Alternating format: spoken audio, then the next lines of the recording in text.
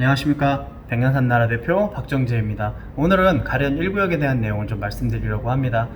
급하게 좀 카메라를 킨 이유는 어저께 가련 1구역 시공사 선정에 대한 내용이 기사로 나와서 그거에 대한 내용을 말씀드리려고 이렇게 카메라를 급하게 한번 켜봤습니다.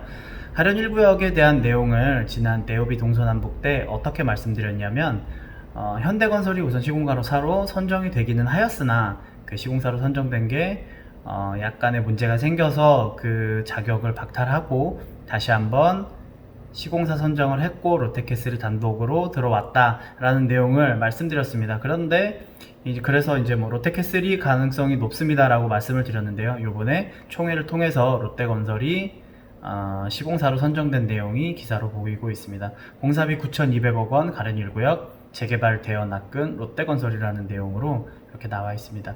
공사비는 9,200억 원이고요. 가련 1구역을 재개발 시공사로 롯데건설이 최종 선정되었다라는 내용이었습니다. 23일 날 그랜드 호텔에서 총회를 열었었고요. 롯데건설이 시공사로 최종 선정이 되었다고 합니다. 조합원 중에 참석한 분이 1769명이었고요. 그 중에 87.9%의 지지를 받아 수의계약 형태로 조합과 계약을 체결하게 되었다고 합니다. 예정 단지 이름은 이제는 북한산 시그니처 캐슬로 가련 1구역에 아파트 이름이 지어지게 됐네요.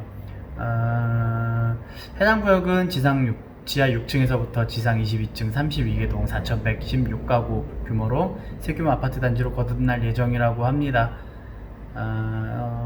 롯데건설이 단독 입찰 시공사에 선정해서 2번이나 계속 유찰됐고 수의계약 방식으로 전환이 됐고요. 이때 조합은 투표를 거쳐서 유일한 후보였던 롯데건설이 시공사로 최종 선정된 것이라고 합니다. 롯데건설 축하드립니다. 시그니처 캐슬이라는 이름이 붙었는데요. 일반적으로 롯데는 롯데캐슬이라는 이름으로 공사를 진행을 하는데요. 그거보다 프리미엄 브랜드인 시그니처를 붙여서 시그니처 캐슬로 좀 더 고급화된 아파트의 이름으로 가지고 공사를 진행할 것 같습니다. 대표적인 예로 현대건설은 더 H가 있을 거고요. 그 다음에 대림건설 같은 경우에는 아크로리버라는 브랜드를 가지고 고급적인 브랜드를 진행하고 있는 것입니다. 그래서 롯데건설 같은 경우에는 시그니처 캐슬로 가련 1구역의 조합원들의 마음을 사로잡았고 시공사로 선정되는 쾌거를 이루고 있습니다. 가련 1구역의 내용이 나왔기 때문에 잠깐 가련 1구역에 대한 내용을 좀 설명드리려고 합니다. 이 지금 예전에 PPT 만든 내용이고요. 가련 1구역 4124세대로 들어서고요. 가련동 300번지 일대구 조합원 수는 2678명, 건폐율 33%, 용적률 230%, 총 세대수 4124세대, 분양은 3484세대, 임대는 640세대입니다. 이 내용은 클린업 시스템에 나와 있는 내용을 그대로 갖다가 붙여놓은 것이니까요. 한번 참고해 보시면 좋을 것 같습니다. 아까 전에 말씀드렸던 내용 중에는 아니고 가련 1구역이 좋았던 이유는 바로 이 내용 때문에 그래요. 2018년도 1월 25일 이후에 사업시행인가 신청을 한 재개발은 관리처분 후에 조합원 지위 변경이 불가능하다라는 규정이 있습니다. 그런데 아시다시피 가련 1구역은 2018년도 1월 초에 사업시행인가 신청을 했고요. 그래서 이 규정에 해당되지 않아서 관리처분 이후에도 조합원의 지위 변경이 가능한 단지로서 사람들에게 굉장히 매력적인 단지로 다가오지 않을까 생각이 듭니다. 그때 또 말씀드렸던 게 그거였죠. 뉴스였죠. 시그니처 캐슬.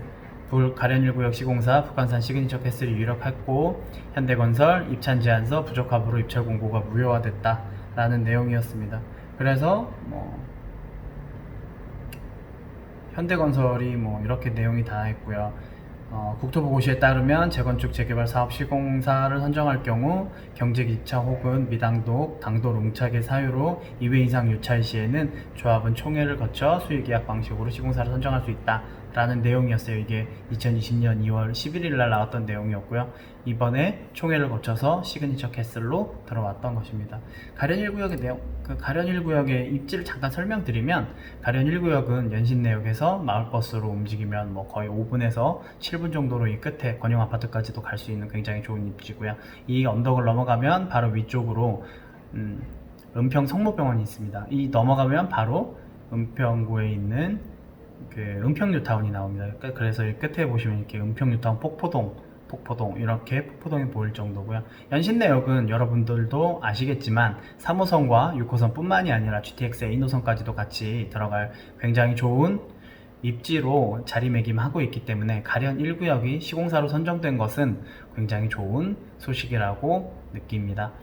오늘 들으셨던 내용이 좋으셨다면 좋아요와 구독하기 부탁드리겠습니다. 감사합니다.